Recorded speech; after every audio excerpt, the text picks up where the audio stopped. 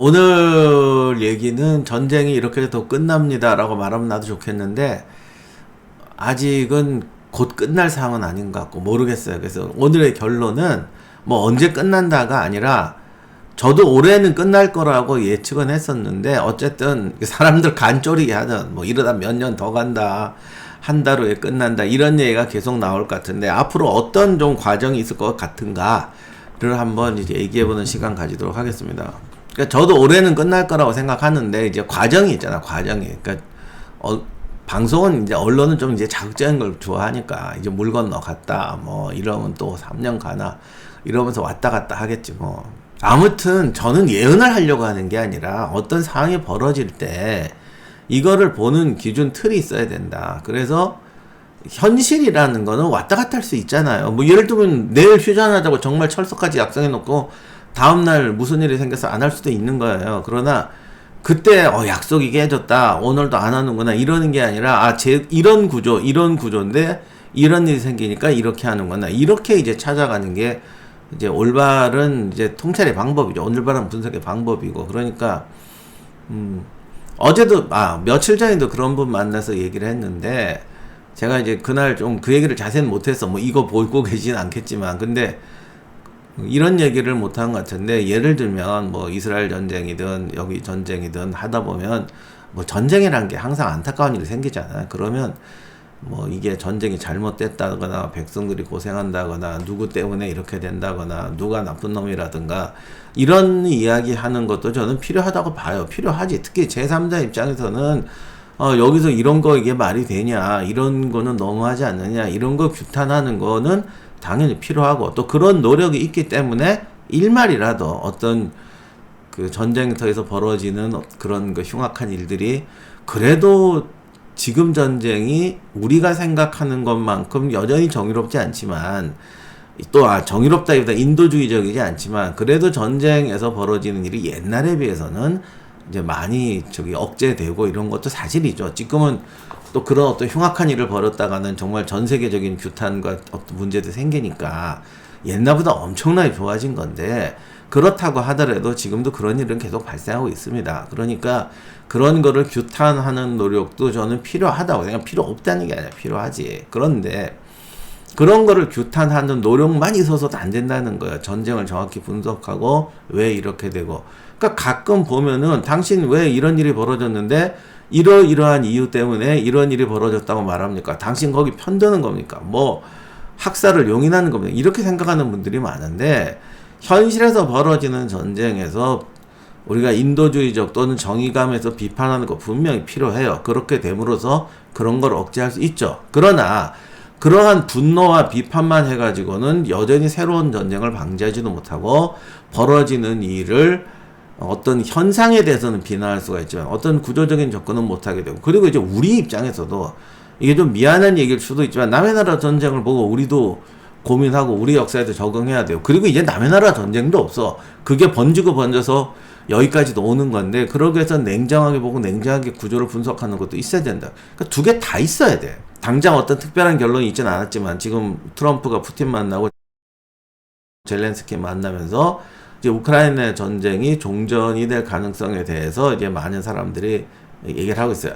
근데 지금 언론에 나온 얘기도 뭐 확실하지는 않으니까 몇 가지 설이 있는데, 예를 들면은 트럼프 입장에서는 휴전회담은 소용없다, 평화협정을 하겠다, 그리고 미국이 적극적인 노력을 하고 안전보장에도 적극적인 노력을 하겠다, 그러나 돈바스 지역 정도는 우크라이나가 양보해야 되지 않느냐, 현실적으로 이제 이런 이야기를 했습니다. 푸틴은 돈바스를 이제 러시아 영토로 인정하면은 종전을 하겠다가 아니고 전투를 이 상태에서 멈추겠다고 그랬어요. 그러니까 이게 현 전선은 돈바스보다 튀어나온 데도 있고 특히 남쪽 지역에서 많이 나와 있단 말이죠. 그러니까 이게 참 애매한 말인데 1라운드 여기서 끝내고 2라운드를 계속 하자는 말인지 아니면 일종의 블러핑인지 알 수가 없지만 아무튼 명확하게 정전하겠다는 얘기는 안 했습니다. 그리고 돈바스만 주면 나는 만족한다라고도 그런 뉘앙스도 아니었어요. 이건 최소한도고, 그리고 이제 계속 우크라이나를 압박하기 때문에 일각에서는 현재 우크라이나군이 그동안 너무 오랜 전쟁으로 많이 약화된 상태이기 때문에 이제 계속 밀어붙이면서 점점 더 많은 걸 요구하려는 게 아니냐.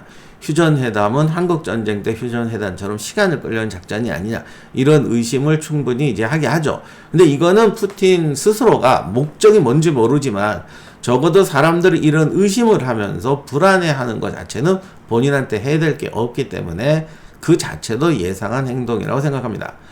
서유럽 쪽에서는 사실 솔직히 말씀드리면 이 전쟁을 더 이상 지금 우크라이나가 끌고 가기 너무 힘드니까 일단 이걸 1라운드 이상으로 끝내는데 돈바스 그쪽 지방은 포기할 수밖에 없지 않냐 현실적으로 이렇게 생각하는 게 이전에도 흘리고 있었는데 갑자기 그것도 안 된다 뭐 이렇게 하면서 또 세게 나가기 시작했어요. 이것도 이제 서유럽 입장에서도 입장이 바뀌었다 이런 걸 떠나서 전쟁이라는 건 항상 상황 보고 하는 거니까 5라운드까지 할 때는 오늘 판정승만 이겨도 돼도 다행이다 그랬는데 한 7라운드 뛰어보니까 여기 잘하면 KO도 시킬 수 있겠는데 이렇게 이건 현실적으로 바뀌는 거거든요. 그래서 블러핑일 수도 있고 생각이 좀 바뀐 걸 수도 있다만 아무튼 서유럽은 또 이제 나름대로 세게 나가고 있습니다. 또 푸틴은 또 이제 우크라이나가 나토에 들어가는 거 안 된다 뭐 이런 얘기들 하고 있고 트럼프는 나토에까지 들어가는 건 아니지만 미국이 적극적인 노력을 해서 안전 보장을 하겠다. 서유럽 쪽에서는 뭐 네가 거기까지 왜 간섭이냐 지금 이런 식으로 나오고 있어요. 이거는 지금 정말로 어디까지가 블러핑인지 어디까지가 현실적 대안인지 모르는 상황인데 이게 허세가 아니고 현실적으로 그러니까 지금 현재 상황이 7대3으로 유리하냐 6대4로 유리하냐 8대2냐에 따라서 얼마든지 내놓을 안들이기 때문에 그러니까 지금 전쟁의 현상과 무관하게 또는 약간 뭐 올렸든 내렸든 이런 식의 이제 협상에 놓여 있는 거죠. 이거 이제 굳이 비유를 들려면 내가 돈을 2만 원을 가지고 요즘 1만 원 갖고 먹을 수 없다. 하여간 2만 원을 가지고인지 1만 원을 갖고인지 모르겠어. 근데 대략 보니까 1만 원에서 2만 원 가진 것 같아. 그래서 이제 김밥, 우동, 뭐 냉면, 뭐 15,000원짜리, 22,000원짜리, 30,000원짜리 음식 넣고 뭐 먹을래? 이렇게 상에다 펼쳐놓은 상황인 거죠. 그러니까 이거는 블러핑일 수도 있고 현실일 수도 있는 그런 단계다. 요런 거를 좀 이해했으면 좋겠습니다. 일단 지난 그 과정에 대해서 우리가 얘기를 하자면 제가 그때 4월이야 5월이야 하여간 한국경제랑 이제 그때 칼럼 쓸 때 이 우크라이나 전쟁이 종전 이제 다 지치고 더 이상 돼 가는데 여기서 이제 푸틴의 입장에서는 그동안 생각보다 너무 많은 희생을 치렀기 때문에 지금은 러시아 국민들이 원래 전쟁 같은 거에 잘 참는 민족이라 잘 참고 있지만 전쟁이 끝나면 이게 불만이 터질 수가 있어요. 그렇기 때문에 푸틴 입장에서는 국민들 이렇게 긴 전쟁과 많은 희생을 치르고 얻은 것이 무엇이라는 것이 좀 설득할 수 있을 만한 업적이 있어야 되는데 푸틴의 입장에서는 적어도 우크라이나 절반 그러니까 드네프르강을 중심으로 동쪽을 다 먹었다 정도 되면은 국민을 설득할 수 있겠지라고 생각하는 것 같아요. 그런데 현실적으로 그거는 불가능하고 도네츠 지방 정도는 유럽이나 미국이 양보할 수도 있는 것 같은데 라고 이제 운이 뜨고 있었는데 도네츠 지방 정도 먹어가지고는 푸틴 입장에서는 러시아 국민을 이제 설득하기가 쉽지 않은 거지. 이게 푸틴의 딜레마다. 그러기 때문에 이게 협상이 너 이거 먹고 만족하시오 라는 것이 미국, 서유럽, 푸틴과의 관계에서 이게 안 될 것이다. 푸틴이 원하는 것을 미국이나 서유럽은 절대 줄 수 없다. 왜? 지금 서유럽 입장에서는 이 전쟁의 원인에 대해서 뭐 나토의 동진이 서진이 러시아의 서진이 말이 많지만 그게 누가 말이 옳다를 떠나서 서유럽 입장에서는 도네츠르도 사실 그게 골치 아픈데 왜냐면 거기가 탄전지대고 옛날 우크라이나 그 군사기지의 구소련 당시 우크라이나 군사기지 지역의 핵심이에요. 그래서 우크라이나를 러시아가 먹는다는 건 그야말로 서유럽을 향한 엄청난 교두보를 확보한다는 게 됩니다. 이것은 1차 대전, 2차 대전 아니면 그 전에 7년 전쟁이나 독일 통일기에 프로이센의 독일 통일 과정에서도 이게 심각하게 대두했던 문제입니다. 그러니까 이게 단순히 뭐 땅을 떼어주자, 뭐 국민이 불쌍하니까 참자 이런 구조가 아니에요. 서유럽 입장에서는 러시아라는 무서운 창이 교두보를 확보하는 거라고요. 이번 전쟁에서 러시아가 고전한 이유 중에 하나가 아무리 체력이 크면 뭐해? 주로 시베리아 쪽에서 2,000km, 3,000km의 군수 물자를 운영하고 하다 보니까 러시아가 힘을 집중할 수가 없는 거죠. 이건 러일 전쟁에서 러시아가 일본한테 패배했던 요인 중에 하나가 사실 그때만 해도 스펙이나 전력으로 보면 러시아가 일본한테 질 나라는 아닙니다. 그러나 러시아가 모든 것을 포기하고 그 요동 쪽에 군대를 집중할 수도 없고 또 군대를 집중하기 위해서는 엄청난 운송 수단과 이런 게 필요한데 그런 준비가 안 되어 있으니까 서쪽에 있는 군대를 대일본 전쟁에 투입하기 위해서 옮기다가 파산한다고요. 그러니까 이게 큰 나라는 이런 문제가 있어요. 근데 한국군도 이런 걸 잘 생각을 못해. 그래서 예를 들면 러시아 군대가 우크라이나 전쟁에 지금 투입해 있는 병력이 14만 정도라고 하는데 도네츠 지방의 군사기지를 확실히 설립하고 14만 명을 투입했을 때는 이번 전쟁에서 러시아가 60만, 70만, 어쩌면 100만 대군을 투입한 것 같은 효과를 가져올 수가 있어요. 그러니까 사실 서방 측 입장에서는 도네츠를 주는 것 자체도 굉장히 위험한 거고 우크라이나 절반을 준다는 것만 해도 서방 세계는 어마어마한 위험이 되는 거죠. 그런데 서유럽 입장에서는 지금 군대를 재건하려면 최소한 8년에서 15년 빨라야 그 정도 걸립니다.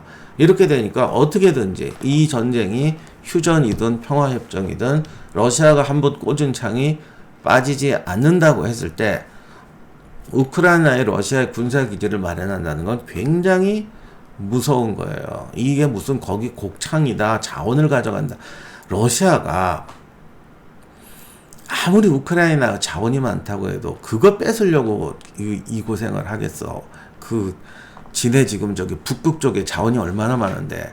그러니까 과거에 구소련 시절에 소련이 우크라이나의 자원에 대한 생각과 지금 러시아가 우크라이나의 자원과 농작물에 대한 생각은 완전히 이게 달라요. 그래서 이게 절대적으로 서유럽 침공의 교두보로서 전략적 의미를 바꾸고 러시아군의 대유럽에 대한 위협을 순식간에 10배는 증폭시키는 사건이라는 거죠. 그러니까 서유럽 입장에서는 도네츠 지방도 안 주는 게 좋아요. 그러나 지금 일단 이걸 어느 정도 막아야겠다라는 생각에서 우크라이나를 또 재건해서 우크라이나가 군사력을 다시 회복하고 서방이 군사력을 회복해서 이번 전쟁을 통해서 우크라이나가 잘 싸운다는 걸 확실히 보여줬어. 그러니까 국가라는 게 어떤 전쟁이나 대적 위기가 왔을 때 망가지는 나라가 있어요. 이런 나라는 지금 그런 내가 뭐 입에 대볼 수는 없지만 그런 나라를 되려면 지금도 여러 개 될 수 있어. 그런 나라는 줘도 안 된다고. 근데 이거는 된다라는 걸 이번에 증명해 줬거든. 그러니까 국민이 다시 체력 회복하고 정치가 이게 안정이 되면은 전쟁에서 회복이 되면은 그 다음에는 훨씬 잘 싸울 수 있다. 이런 거를 보여줄 수가 있었기 때문에 서유럽 입장에서는 도네츠 지방 정도는 양보하고 2라운드로 가자라고 말할 수도 있을 것 같아요. 그러나 여기에는 여전히 조금 약간의 문제가 있는데 두 가지 문제가 있는데 서유럽이 군대 재건을 성공시켜야 되고 지금 뭐 국방비 5% 이상 올리자라는 나라도 있고 뭐 아무튼 그러다 경제 공황이 오고 이러면 또 어떻게 될지 모르지만 아무튼 현재는 유럽 국가들이 그래도 우리가 처음에 걱정했던 것보다는 독일이나 프랑스나 어쨌든 유럽은 옛날부터 전쟁을 많이 해왔기 때문에 이 전쟁 나기 직전에 이 전후 유럽 세대는 정말 전쟁을 다 잊고 이렇게 사는 것 같더니 그래도 이번 전쟁 나니까 빨리 변하더라고. 내가 그거는 처음 시작할 때부터 얘기를 했습니다만 유럽의 군대를 재건하는 데 있어도 국민의식이 문제라고 그랬는데 이런 부분에서는 생각보다는 긴장감을 많이 느끼는 것 같아요. 과거 역사의 경험이 많으니까. 오히려 우리가 더 그런 점은 더 엉망인 것 같아. 우리는 어떻게 보면 근대 빼놓고는 별로 전쟁을 안 겪어가지고 그나마 우리 부모님 세대들은 전쟁을 겪으면서 전쟁이라는 걸 위해서 어떤 그런 자세가 있었는데 요즘 우리는 진짜 이상해진 거. 우리가 더 위험한 것 같아. 내가 전쟁 전에 뭐 프랑스나 독일이나 영국 애들 야 쟤들 저러다 이제 어떡하려나 그랬더니 우리가 더 걱정이더라고.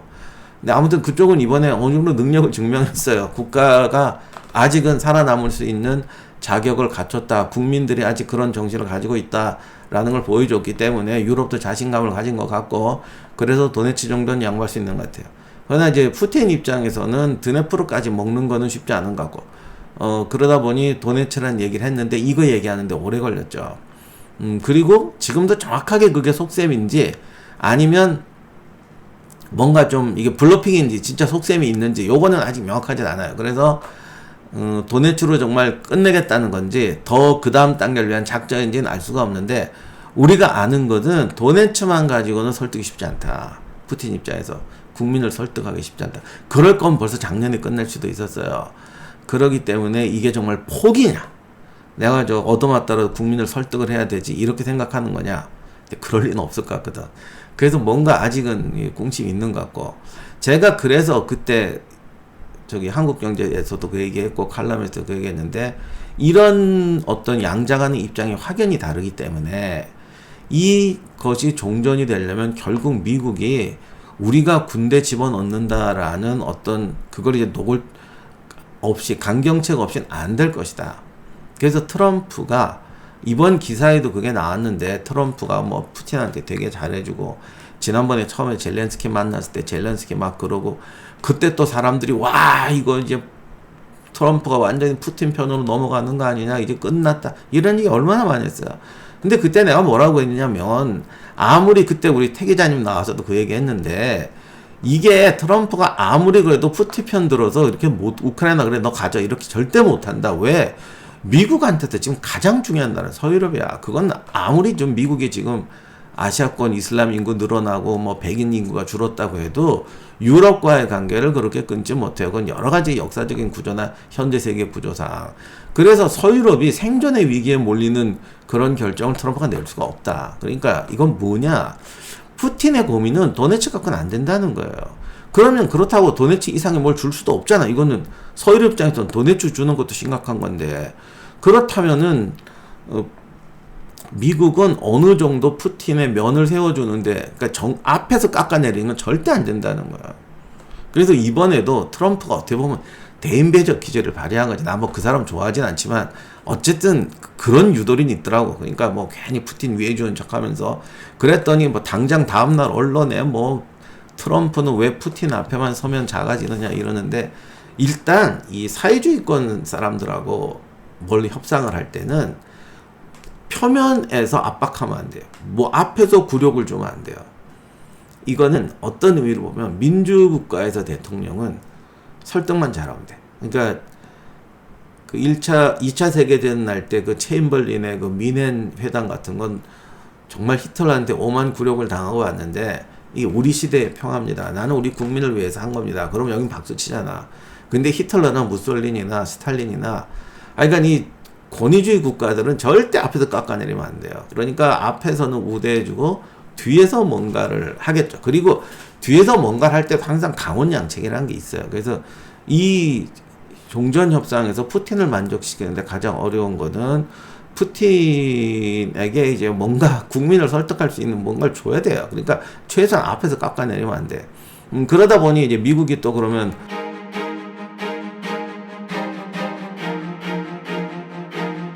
트럼프가 노벨 평화상 노린다는데 트럼프가 그럴 자격이 있을까요? 노벨 평화상이란 자체가 노벨상에서 좀 특수한 상이에요. 노벨 평화상은 스웨덴 학력원이 아니라 노르웨이 쪽에서 주는데, 노벨 평화상 기준 자체가 좀 다른 걸로 알고 있어. 그래서 노벨 평화상 받은 분들한테 저분이 자격이 있습니까? 라고 묻는다면 아마 노벨 평화상 리스트를 쫙 보면 그런 논쟁이 없는 사람이 없다 싶을 겁니다. 그러니까 그런 건 우리가 너무 따지지 말자. 노벨 평화상 자체가 좀 평화를 이룬 사람이 아니라 그냥 평화를 위해서 이런 액션이 좋겠다라고 해서 주는 경우도 많아요.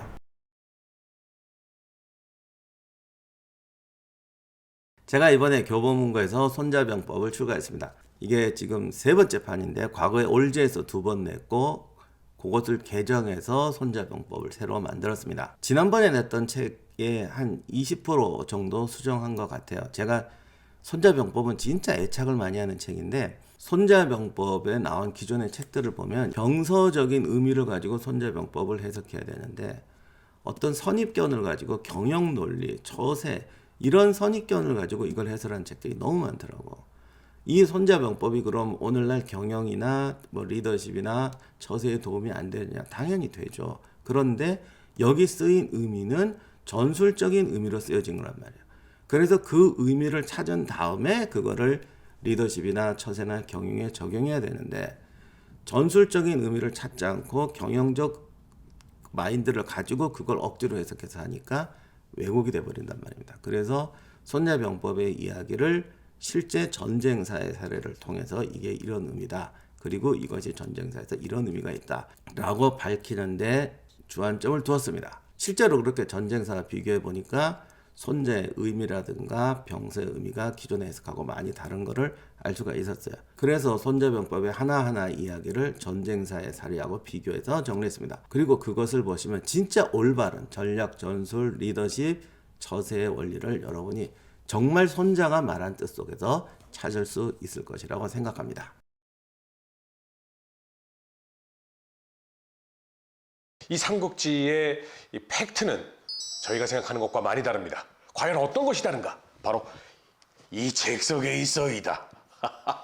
삼국지 아저씨 우리 임영환 박사님께서 드디어 전략 삼국지를 쓰셨습니다. 제목부터가 멋있습니다. 전략 삼국지. 근데 이제 혹시 이제 아픈 거 싫어하시는 분들은 조심하셔야 됩니다. 제가 딱 첫 번째 1부의 시작이 정사 삼국지와 소설 삼국지입니다. 예, 여기 팩트, 폭행 맞기 싫으신 분들은 조심하는 게 좋을 것 같은데 제가 얘기한 이 부분도 약간 소설이죠? 예. 요거 어떤 책인지 간단하게 말씀해 주신다면. 그러니까 사실 삼국지가 소설로 유명한 바람에 네. 그 진짜 정사에게는 많이 빠졌는데 네. 사실은 삼국지, 정사 삼국지 자체가 굉장히 교훈이 많은 책이고 다이나믹한 책이에요. 네. 그러니까 소설 삼국지도 명나라 때 나온 게 아니라 삼국시대 끝나자마자 수많은 이야기가 만들어진 거를 네. 여기다 편집한 거거든요. 그렇죠. 그래서 삼국지 자체가 역사 자체가 되게 흥미로운 책인데 네. 이게 소설로 넘어가니까 정말 재미난 역사 얘기가 다 죽고 수많은 교훈이 죽었어요. 그 다음에 이제 전투 장면은 사실 삼국지 소설의 전투 장면은 맨날 매복, 네. 화공, 모종강이 그랬더라고. 네. 이 수많은 전투 장면을 봐라. 똑같은 게 하나도 없다. 맞는 말이지. 그냥 다 뻥이란 말이야. 하지만 그 뻥 속에서 감동을 찾아낸 우리 아니겠습니까? 감동은 있는데 진실은 교훈은 없어. 진짜 솔직한 얘기로. 네. 그래서 진짜 전투의 교훈은 따로 있어요. 아. 그런데 굉장히 다이나믹하고 훌륭한 전투도 많고 네. 굉장히 역동적인 삶이잖아요. 네. 그래서 정사 속에 있는 교훈들을 뽑아왔습니다. 네. 이런 말이 있습니다. 삼국지를 읽지 않은 사람과는 친구가 되지 마라. 그런데 삼국지를 3번 이상 읽은 사람과는 절대 싸우지 마라. 그게 무슨 뜻이겠습니까? 인생을 살아가는 참 많은 표본이 돼주고 교훈이 돼준다라는 말 아니겠습니까? 그 교훈을 모아서 우리 삼국지에 대한 이야기 전략 삼국지 쓰셨으니까요. 이거 많이들 좀 사랑해 주셨으면 좋겠습니다.